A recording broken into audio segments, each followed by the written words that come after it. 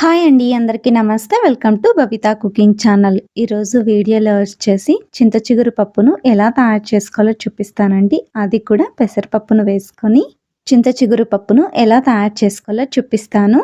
ఈ ఎండాకాలంలో పెసరపప్పును తీసుకోవడం వల్ల వంటికి చలవ చేస్తుందండి. అందుకోసమే ఎంత వీలవుతుందో అంత పెసరపప్పును యూజ్ చేయడం చాలా మంచిదండి. ఈ ఎండాకాలంలో ఈ పెసరపప్పుతో మనము చిగురు పప్పును ఎలా తయారు చేసుకోవాలో చూపిస్తాను. అందుకోసం ముందుగా ఒక కుక్కర్ని తీసుకొని అందులోకి ఒక కప్పు పెసరపప్పు వేసుకోండి. అలాగే అదే కప్పుతో అరకప్పు దాకా కందిపప్పును వేసుకోండి. మీరు కావాలనుకుంటే పూర్తిగా పెసరపప్పునైనా యూజ్ చేసుకోవచ్చు. నేను ఇక్కడ ఒక కప్పు పెసరపప్పు అయితే అరకప్పు దాకా కందిపప్పును వేసుకున్నాను. ఒక కప్పు దాకా చింత చిగురును తీసుకొని వాష్ చేసేసుకొని చిన్నగా కట్ చేసి రెడీగా పక్కన ఉంచుకోండి. ఈ పెసరపప్పులోకి నీళ్లు వేసుకుని 2-3 సార్లు బాగా కడిగిన తర్వాత ఏ కప్పుతో అయితే కొలుచుకున్నారో అదే కప్పుతోనే మీరు 4-5 కప్పుల దాకా నీళ్లను వేసుకోండి. ఇందులోకి చిన్నగా కట్ చేసి పెట్టుకున్న చింత చిగురును వేసుకోండి. ఇందులోకి పెసరపప్పును వేసుకున్నాం కాబట్టి నీళ్లు కాస్త ఎక్కువగా వేసుకోవాలండి. ఎందుకంటే కాస్త చల్లారిన తర్వాత చిక్కబడిపోతుంది కాబట్టి కొద్దిగా నీళ్లు ఎక్కువగా వేసుకొని తయారు చేసుకుంటే కన్సిస్టెన్సీ అనేది పర్ఫెక్ట్‌గా వస్తుందండి.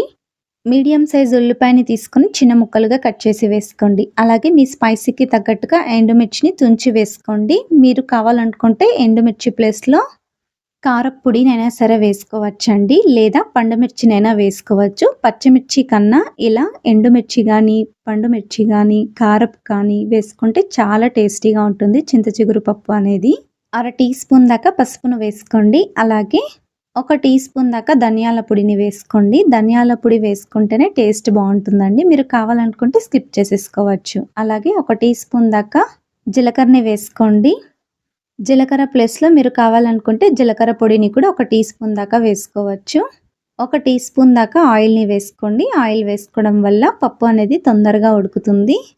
ఇలా అన్నిటిని వేసుకున్న తర్వాత ఇప్పుడు కుక్కర్ మూత పెట్టేసుకోండి. ఇలా కుక్కర్ మూత పెట్టుకున్న తర్వాత స్టవ్ మీద ఉంచేసుకొని స్టవ్‌ని మీడియం ఫ్లేమ్‌లో ఉంచుకొని 3 విజిల్స్ వేపించండి. 3 విజిల్స్ వచ్చిన తర్వాత కుక్కర్ ప్రెషర్ మొత్తం వెళ్ళిన తర్వాత కుక్కర్‌ని ఓపెన్ చేయండి. ఇప్పుడు పప్పు గుత్తెను తీసుకొని పప్పును బాగా మెత్తబడేటట్టు రామండి. పెసరపప్పు ఇంకా కందిపప్పు 2 కూడా మెత్తబడేంత వరకు కూడా ఇలా పప్పు గుత్తితో పూర్తిగా మెత్తబడేంత వరకు రుద్దుకోండి. ఇలా కాస్త మెత్తబడిన తర్వాత ఇందులోకి రుచికి సరిపడంత ఉప్పును కూడా వేసుకోండి. నేను ఇక్కడ కల్లుప్పును వేసుకున్నాను. మీరు కావాలనుకుంటే నైస్ ఉప్పునైనా సరే వేసుకొని పూర్తిగా కలిసేటట్టు ఇలా మెత్తగా అయ్యేటట్టు కలుపుతూ రుద్దండి. ఇలా పప్పు మొత్తం మెత్తబడిన తర్వాత ఇప్పుడు ఇందులోకి పోపును పెట్టుకుందామండి. పోపు వేసుకోవడం కోసము స్టవ్ మీద పోపు గరిటెను ఉంచుకొని అందులోకి 2 టేబుల్ స్పూన్ల దాకా ఆయిల్‌ని వేసుకోండి. ఆయిల్ కాస్త వేడెక్కిన తర్వాత గుప్పెడన్ని వెల్లుల్లిపాయలని పొట్టు తీసి వేసుకోండి. అలాగే 2 ఎండుమిర్చి, కొద్దిగా జీలకర్ర, అలాగే ఆవాలను కూడా ఒక టీ స్పూన్ దాకా వేసుకోండి. ఇవి కాస్త వేగిన తర్వాత కరివేపాకును కూడా వేసుకొని పోపు కలర్ వచ్చేంత వరకు కూడా వేయించుకోండి. మంటను లో టు మీడియం ఫ్లేమ్‌లోనే పెట్టుకొని ఈ పోపును బాగా కలర్ వచ్చేంత వరకు వేయించుకోవాలి. ఇలా వేగిన ఈ పోపును పప్పులోకి పెట్టేసుకోవాలి.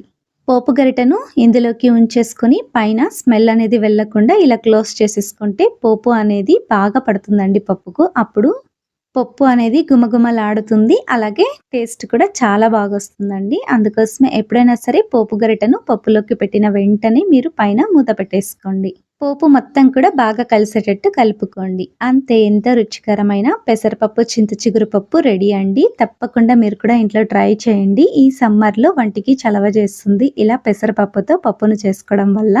అంతేకాదు చింత చిగురు కూడా హెల్త్‌కి చాలా మంచిది. తప్పకుండా ట్రై చేసి మీ ఫీడ్‌బ్యాక్‌ని కింద కామెంట్ సెక్షన్‌లో కామెంట్ చేయండి. అలాగే లైక్ చేయండి, షేర్ చేయండి. మీకు ఈ వీడియో గనుక నచ్చినట్లయితే మీ ఫ్రెండ్స్ అండ్ ఫ్యామిలీకి షేర్ చేయండి. ఇలాంటి మరెన్నో ఈజీ అండ్ హెల్తీ రెసిపీస్ కోసము బబితా కుకింగ్ ఛానల్‌ని సబ్స్క్రైబ్ చేసుకోండి. Thank you for watching video.